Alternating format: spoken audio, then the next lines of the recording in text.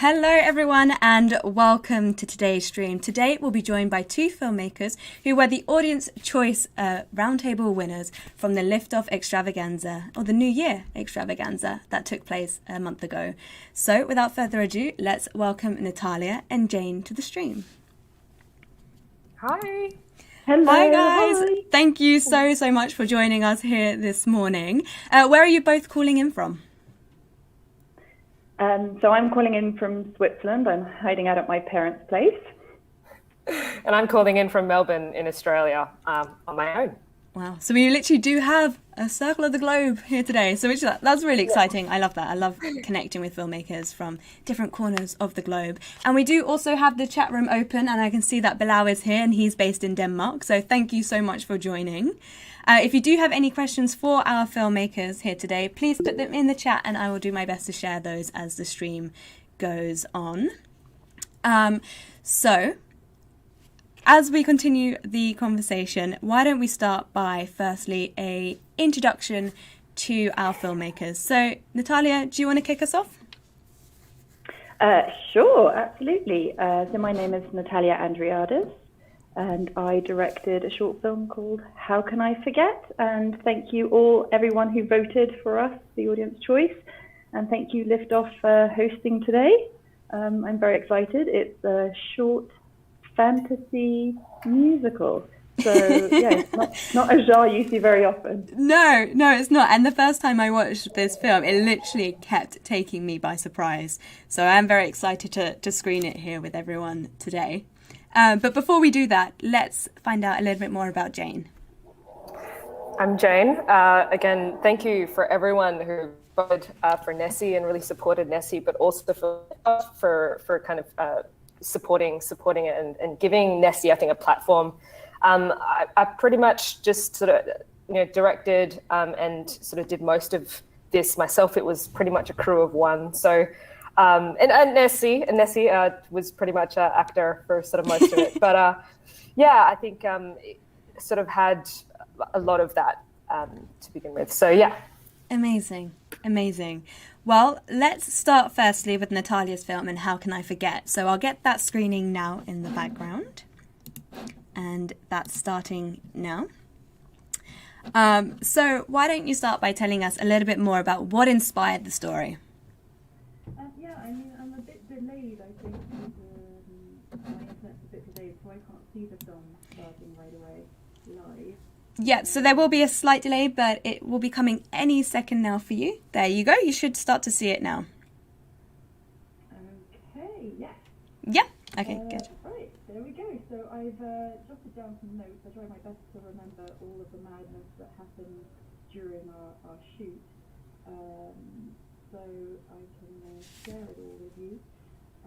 That's our lead actor, David O'Mani, and Sean Collishaw. And he's telling the end of a joke there, which I actually stole at the end of the joke that's told in Men in Black. And that's just because I like Men in Black.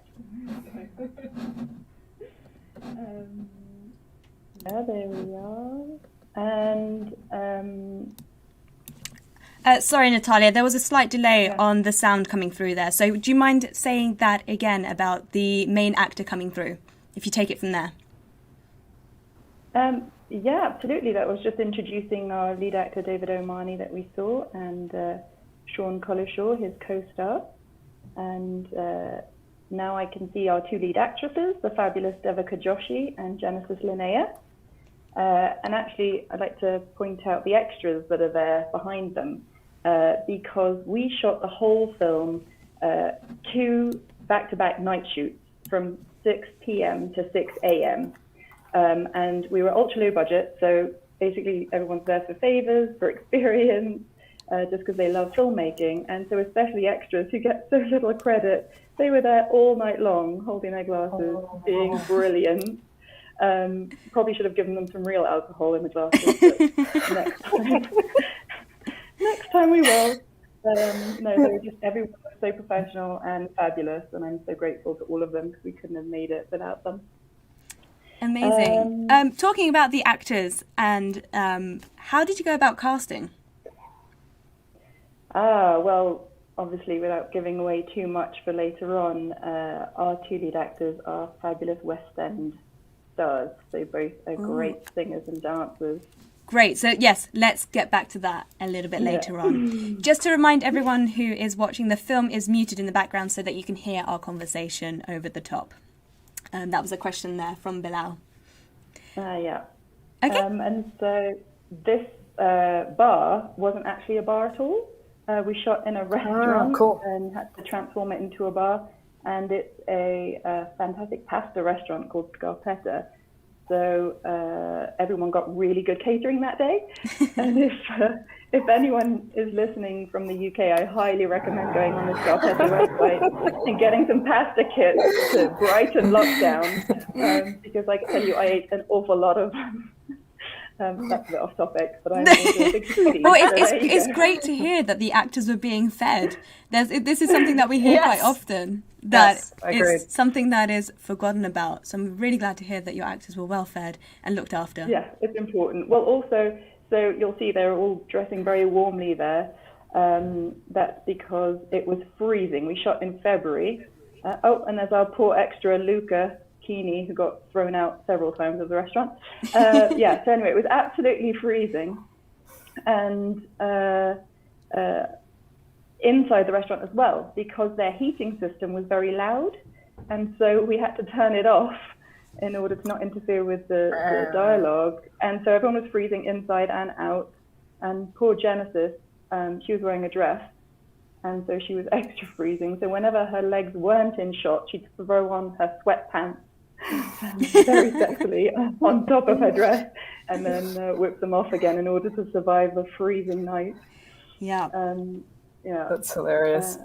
That's the fun of shooting night shoots in February in London. So, and here we're coming up on London Bridge. Nice to have a little icon monument there. So just talking about locations and shooting in London, did you go guerrilla style or did you get all the permits? No, we got all the permits, had to do everything properly. We did a lot of research to get everything done, except you see the street lights behind them. They actually switched off for 2-3 hours in the middle of the night. We had no knowledge of that happening. Oh, no. And suddenly, in the middle of the night, we had to rig LEDs to behind the lamps so that it looked like it was still lit, and then up them in post and just make it work. And every shoot has something like that, right? And it's just about making it work. And that was our hiccup. See, there the lights out. It kind of goes on and off throughout. And this is the choreography. So they're dancing. And this is all thanks to Genesis, who is the choreographer as well as a fabulous actress. Amazing. And David helped write the song as well. So it was a really good collaboration between musicians and cast. And that's the great violinist Robert Balanas. He has played all around the world. And the band there are the band that are playing the music because we recorded the song live entirely. I'm a big fan of musicals, but I kind of cringe when there's lip syncing or that kind of backing track. And so we took on the challenge to record the whole song live there and there that evening by the river. And so what you're hearing them sing, that's really them singing out of breath or not, because they're so well trained. And the shot we got to pull off this beautiful shot, thanks to Ari, who gave us a Trinity rig. It's a great stabilizing rig, and a fantastic operator, Dominic Jackson, who shot it for us, because we actually made the film thanks to the Ari Alexa challenge, which if you're in England, you know. Can you just elaborate on that ever so slightly? Yeah, it's a great competition, but it really is a challenge. What it is you submit a script, and then if they believe in it, they give you your camera equipment, but you only get it for 2 days. So it is a challenge to get everything together in a couple of months before the screening date. But we did it, so yeah. Wow, well done. Congrats. And with the competition, is there a theme or anything that is available that year, or can you come with any script that you want to, as long as you do it within the 2 days? They give you a theme. So the theme that year was magic. So your scripts had to be about magic. So we submitted it on a whim and couldn't believe it when they were like, okay, go shoot your crazy magical musical. Thanks so much. Yeah, amazing. Yeah, couldn't have done it without Ari and Directors UK that organised that. And, you know, thanks to them, we got help in post as well from the Mill and Molinaire. And, you know, help from big companies like that is invaluable when you're a young filmmaker. And this end shot, I'd love to say this end shot of them walking up the road, it was, we'd gone over, it was 6 a.m. We had to shoot the next day again at 6 p.m. So we were so worried for the actors and wanted to get them home. So I told them we're doing it in one take. So just walk up the road, don't come back for another take, just go off and go home. So it's quite romantic. They're actually walking off to go home. That was the end of their day. Perfect. Yeah. And I was like, okay, we've got to get this because we're never going to get them back. That's it. So we have now come to the end of the film as the credits are rolling. So what I'll do is I'll switch us back over to a larger screen where we can see everyone, and then we will come back to this film. We'll come back to here to see Nessie. So here we go. We're now on a bigger screen. So we'll continue talking because there's so many things that you've mentioned here, Natalia, and the chat room has been going off a little bit. So there's a few questions in there as well, which I'd like to share. But before I do that, is there any other moments that you'd like to share? I mean, not that I can think of, except it was all entirely mad. And I actually also was 7 months pregnant at the time that we shot the film. So my baby brain means that it's just a big blur. Yeah. Wow, that's incredible. And it would have been shot like from 6 p.m. till 6 a.m. So that's kind of already muddled time anyway. Yeah. That's amazing. And so just a quick question, like how much rehearsal time did you guys have to the point of like shooting? Because, you know, from script to casting to then having this all done, it just looked seamless. Well, that's really what was that like? Thank you. Well, it was a challenge because we had no budget. You're given the equipment, but you have very little budget. So we did have a bit of a rotation of crew going on permanently as people got paid jobs, and that's how it is when you're doing low budget work. And so by the time we locked down the song and got everything ready, we only had I believe it was just 1 day rehearsal. And we focused it entirely on the dance routine because obviously David had to learn this choreography. And so we didn't get to rehearse anything else except for the choreography itself. And but I was just so relieved that it worked because the whole thing is based on that having to be seamless. So you mentioned earlier that the actors are West End performers, hence why they were able to dance and sing as well as they do within the piece. Unfortunately, everyone watching wasn't able to hear it. So one question this is like a two questions in one. One, where can people see this film so they can hear it as well? Is it available anywhere online? And then secondly, it was going back to the casting of the performers of the West End. Did you already know them or did you put up a casting call? So I knew David through a friend of mine, and he's the one who recommended Genesis as his partner in crime. And that was just such a blessing because they knew each other, they'd worked together before, and so they had a really good rapport, which you, as you know, can't pay for on screen. So that was fabulous. As for seeing the film, we still are doing the festival rounds, I'm afraid. So the only thing I could say is if you follow me on Twitter at Natalia Direct is my handle. We will have, I think we're going to be on a platform for about a week, on a short film platform where people will be able to check us out in a month or so. And after that, it will, follow the news and you'll be able to see it. And I hope you do, because it's a film that makes me smile every time I watch it. And God knows I've seen it a few times now. Amazing. Thank you for sharing that information. It did look like a really, really fun shoot throughout, and it just had like a warm feeling about it as well, which right now is something that everyone needs. So thank you for bringing this film to life. Just out of interest, what was your crew size? I'm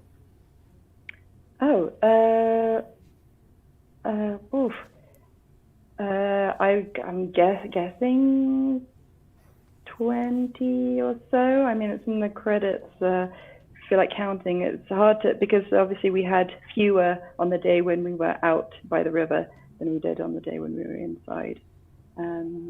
But yeah, people dropping in to do the odd crane shots or something, and all sorts. So yeah, total, I don't know, between 20 and 50 in total crew then for post and such. Amazing. Yeah, it was mad. But thank you guys so much for this and for screening it and for having it as part of Lift-Off Extravaganza. And thank you for taking part. There's a few questions that I'd like to share with you. So there's one here from Bilal who says, how did you get a permit for filming in London? What's the easiest route? That's a question for our producers, Jessica and Clement. They contacted the council and said, these are the exact roads where we're shooting at exact hours. And it was a bit of an issue because it's at night and they read the script and heard that they were singing and dancing. And they're like, well, you're not allowed music, you're not allowed above a certain decibel level to shoot there, all of this. And so we had to blag a bit and be like, no, there'll be no blasting music. It's just literally a live violin and, and just beg and plead and bat eyelashes. And I think they gave us the permit maybe 21 hours before the shoot or something ridiculous. We were like nagging, like, please send it, please send it, please send it. It is always that way. You give like even months in advance the dates that you need and what your kind of requirements are. And then it's always a 24-hour turnaround. Always. I've heard that over and over and over again from many filmmakers. So that really doesn't surprise me. So yeah, the best way is to contact the local council or the area that you want to shoot in. And then they'll have a form on their website that you need to fill in. So yeah. Okay. There's also some really, really nice comments from people saying that it was awesome watching your film. We've also got one from Devika, who says that this was amazing. Congratulations, Natalia. You're so wonderful Devika and was so our great to supporting hear. actress. There you go. She just popped in to say hi Dev. Shout out to And Dev Dev, also who says shout herself. out for casting a diverse lead cast. So yeah, amazing. Thank you. Yeah, I'm very proud. I have to say, I was very proud that we have about 50% female crew as well. Really good to try and even out the genders and also have a lot of diversity wherever possible. Yeah, so this is a bit more of a generalized question, but it might be nice to hear both of your insights on this, maybe more so yours, Natalia. But the question is, how can we approach producers to get them involved in our film ideas? So how did you get your producers on board? Oh, that's a tough one. It's always been a very big struggle. It is finding the right producer. In my case, it was our wonderful cinematographer, Adam Etherington. He suggested our producer, Clement Fernandez, to do it. And so I got in touch with him and we started prep, and then incredibly sadly, Clement's father passed away a month before the shoot. And so he had to fly back to Malaysia, and then thank God for Ari and the competition and Directors UK, because they got me in touch with Jessica Benhamu, who had produced one from the competition the year before. And so then she came on board to take over from Clement, who'd had to step back. So it's like so many things in film. In our case, it was luck and just randomness and word of mouth.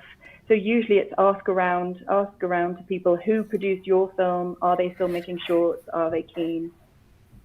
Yep, absolutely. I would also add to that, not with Nessie, was pretty much all done myself, but I know with sort of other films that I'd sort of helped out with, I think it's very much about, unfortunately, in so many cases, it's kind of about networking and kind of that, not who you know, but also asking the right questions, about trying to find the right people that really sort of see your vision and see what it is that you're trying to put out there.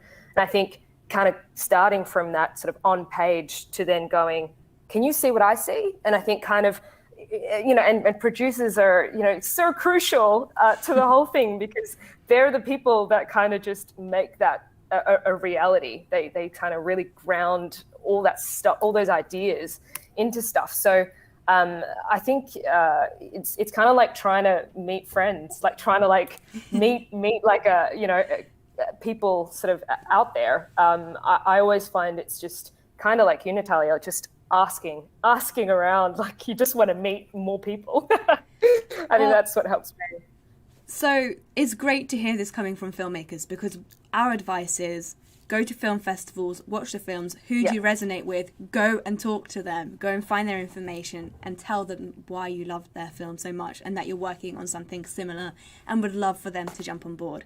So it is really nice to hear similar advice. And it was interesting that you mentioned there about the RE competition, that your producer unfortunately couldn't take part anymore, so they recommended someone who'd done it before.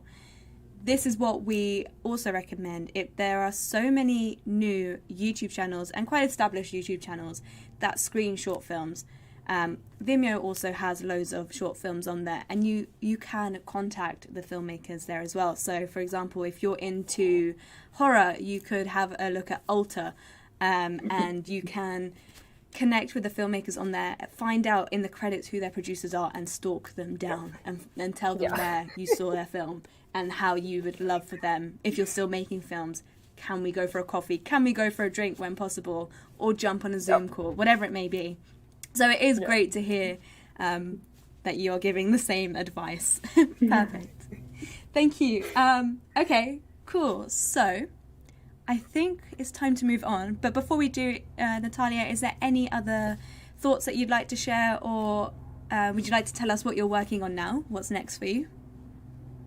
Yeah, absolutely. I mean, I, as you heard, had a baby after the shoot of this film, and so I've been spending a lot of time writing on my maternity leave, and so I've written 3 more short films, and I've started on my feature. So once lockdown eases, once these scripts are where they need to be, then hopefully I can hit the ground running and give you lots more entertainment for years to come. Amazing. Oh, that's exciting. Thank you. Excited. I'm so excited now. So great. Okay, so let's move on to your film, Jane. So I'm going to get that up now. And there we go. Okay, so that is now playing my side. It will be coming through any moment now for you too. But as we wait for it to come through your side, why don't you tell us a little bit more about what inspired this story? I think as the story sort of rolls on, you'll kind of realize sort of where we start and where we stop. And I think it's pretty clear that the COVID situation, I think, inspired a lot of, where we're beginning. I think, I mean, this film in particular, it starts off pretty much in the house, something sort of quite unfamiliar, I think, for Nessie, but for us, I think we're pretty familiar with it.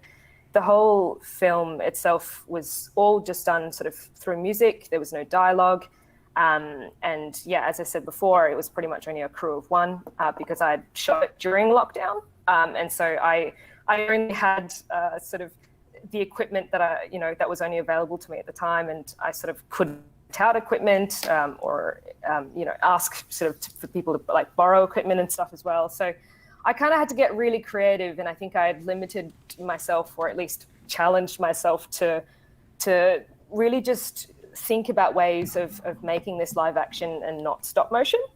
And I know a lot of people sort of asked sort of why I went down this route. And I think one of them was mainly a challenge to myself to really test out cinematography, to really see, how can I best ground this character in the real world without having to use animation and stuff like that. So just the shot with Nessie at the window, I'm actually lying down. I'm lying down, and you can like all the retakes was just my hand like appearing into the shots. So I just had to kind of really shout out there that I'm like lying down right there behind Nessie. So this shot here actually was really hard because I had, had no equipment to even sort of move the camera backwards without it sort of like swerving. And so I actually had to like remake a dolly and used like books and stuff and like this really large photo frame to kind of like box the camera in, and then just like pull the camera just sort of slowly backwards so it just didn't, anyway. just really, really like home video stuff. But yeah, I sort of really tried to sort of give it like a cinematic sort of feel. And I guess, yeah, just with the story, I mean, like when if you watch it with the music, it's pretty much, you know, the music really tries to capture, I think, a lot of the inner dialogue, I think, that's going on. And I guess just with Nessie drawing, I think that was one of my favorite. Every time I look at it, I always laugh, because I just think, well, why don't we just make Nessie be able to draw, like with a marker? Like, wouldn't that just be awesome? She's right-handed to begin with, and then suddenly she's left-handed. She kind of switches. She's ambidextrous, so she gets to choose, and you know, it's kind of her world sort of stuff. But yeah, I think you know, a lot of it's just a lot of fun. I just had so much fun making it, and you know, I think you know, I even tried to like add in like the color and stuff like that. Like I tried to make, I think this bit, I tried to like add in a bit more of that. Start off with it like a bit more blue, a bit more sort of white, and sort of as we move on, you'll sort of see towards the end, like the colors sort of changing a little bit. But see, that's not my hand, that's not my arm, because obviously I'm not there. There's like no one sitting there. So just, just sort of things like that, where I just had to really fake it, which was really fun. And I think it was great to like play around with, okay, well, if I was Nessie, how would I, you know, how would the world seem to me, you know? And I sort of was inspired a lot by, you know, Tom Hanks and Castaway, just that whole like interaction with like an inanimate object. Yeah. And sort of having that sort of, not that relationship from the person in that room, but just from if Wilson in Tom Hanks' movie in Castaway could sort of interact with the world, how would that appear? So I think I just really played around with it. This scene was probably, the car scene was definitely the most difficult to shoot. It was definitely all on my own. And so there was a time when the car drives off, and it's me obviously driving the car, and I'm just like, I've just left Nessie and my like camera, my really expensive camera, just like on the side of the road, you know. So that's great, I'll just drive off, you know, that's awesome. So just kind of moments like that was hilarious. This beach scene, it was actually shot during rise.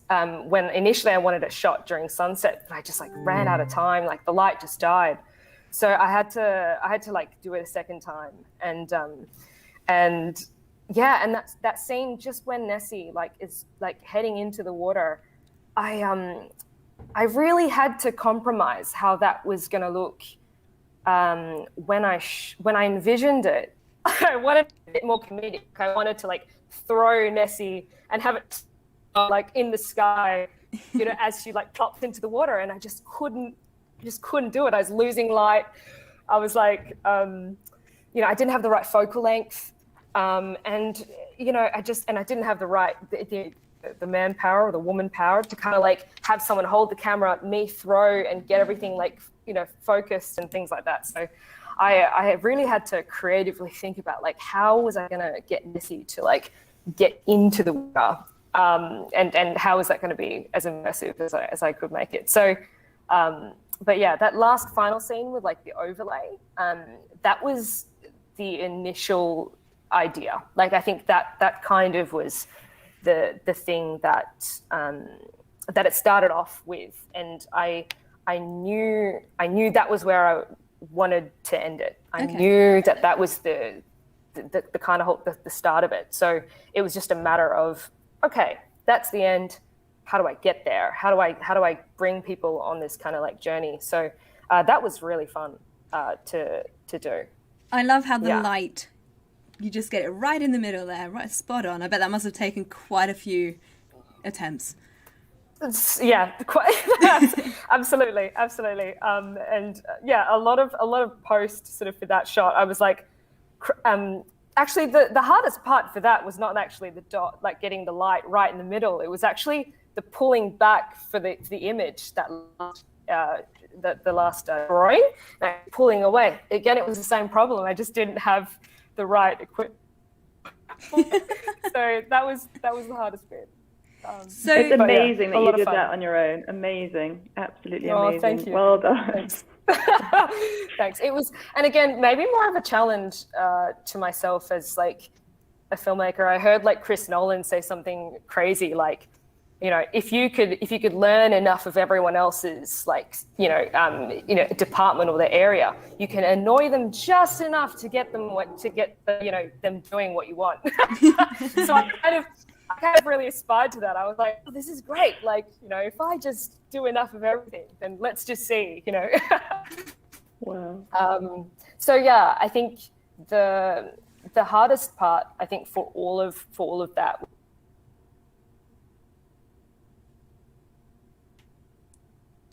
doing myself as well. I was about to ask. Sorry. Thank you. I was about to ask, did you do the music as well? That's amazing. Yeah. So and whether it was because I didn't want to just purchase it, or I didn't want to just kind of like, try something that was already made into something like this, because I knew I didn't want it like music video style. I wanted it to really be, like a score. I really wanted it to just have all the narrative and the conflict and this yearning sort of throughout the whole thing, for us to really feel the melancholy, really feel the loneliness right in the beginning, to go, oh man, like this is, even though Nessie's like smiling the whole time, but then you kind of feel like sad for some reason, and I really play around with the whole idea of, okay, well, if we can add the music and make people feel something, even though it's really contradicting you, like really juxtaposing that sort of stuff. So I was playing around with that. So that was definitely the hardest, I think, to do. Going back to you leaving your camera at the side of the road, what did you shoot on? It was a Blackmagic 4K pocket cinema. Yeah. I would be very wary to leave that at the side of the road as well. Yeah. Absolutely, yeah. It was, and thankfully we had just gotten out of lockdown too, which is why, well, most of it was done during lockdown, and I think it was straight as soon as lockdown was over in Melbourne for us, which was on the 9th of November. That's when I drove down to the ocean. But thankfully, that's when I did that car scene as well, because I knew like a lot of people were still a bit tentative, like, do I go outside? Do I not? So I felt somewhat sort of safe from that aspect, that there wasn't going to be many tourists sort of around. What beach was it? So. It was actually Apollo Bay on the Great Ocean Road. Yeah, I've done the Great Ocean Road. It's beautiful, right? It really, really is. Yeah. So I thought, and I guess that's the thing when it comes to like lockdown. I think most of us are obviously going through that at the moment as well. And again, it's something that inspired all of this too. It was like, oh gosh, wouldn't it be nice to just go out and just, to see nature and be sort of among it and that sort of stuff. So I think I had really tried to capture that into obviously something that Nessie was, wanting to, desiring, and obviously trying to make that as universal as I could to go, oh, well, I think, I think a lot of people could relate to something like this. Like it's, we all just want to go to the beach when we want to, or absolutely, maybe we want to, yeah. So, I really tried to kind of like weave that into the whole thing. So what's next? What's next for Nessie and the film? And what's next for you? So Nessie is actually heading to Adelaide for a screening next month. So that's going to be part of like the Fringe Festival, which I'm like super, super stoked about, because I was like, I really want like an Australian premiere. Like I think that would just be super cool. So it'd be nice for Nessie to kind of like, have a bit of that. But I mean, for Nessie to already be on like Lift-Off, New Year Extravaganza, I was like, oh, Nessie's just like, swam off, like gone global, just gone off. So super, super happy about that. And then and I think, that was kind of it for now. So we'll see. Nessie's kind of like you, Natalia. It's just going to be kind of hopefully going through the festival stream. we'll hopefully see where to. So that's really for Nessie at this stage. I don't really see a Nessie 2 at this stage. No, if no. anyone's asking. I've had a lot of my friends' kids like all ask me. They're like, "Is Nessie going to come back?" Yeah, so I've had a lot of that. So it's actually interesting because we don't often get a lot of family-friendly content on the festival circuit. To have something like this come through, it actually hits a lot of tones with the film markets. So each year we go to all the film markets. So we go to Cannes, we go to AFM, the American Film Market, and EFM. And the number one thing that they ask for each year is more family-friendly content, animations, things that the whole family can watch together, and kid-friendly, essentially. So maybe there is something there for Nessie. Awesome. That's cool. But who knows? Who knows? But that's awesome. That's good to know. And I think that's kind of, it's fun. It was fun to kind of keep it friendly, kind of keep it really, anyone could watch it. Like I initially sort of made it for my sister, my 3-year-olds to begin with, because I was like, let's just entertain people who are just bored at home. So yeah, it was fun to kind of like just focus it on there, and then just, as my little niece was probably like my biggest fan. She just like watched it every night. So that was quite cute. Did she ask for Nessie's autograph when she saw her in real life? Well, yeah, with the marker, right? She's like, do you want a left hand or right hand? Like,